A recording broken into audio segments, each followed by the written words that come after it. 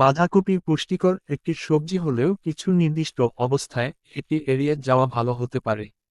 যেমন থাইরয়েড সমস্যা, হাইপোথাইরয়েডিজম। বাঁধাকপি গয়ট্রোজেনিক খাবারের তালিকায় পড়ে, যা থাইরয়েড হরমোনের উৎপাদন বাধাগ্রস্ত করতে পারে।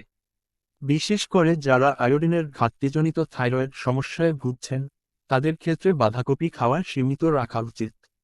গ্যাস ও হজমের সমস্যা। বাঁধাকপিতে উচ্চ মাত্রায় ফাইবার থাকে, যা অনেকের হজমের সমস্যা বা গ্যাস তৈরি করতে পারে।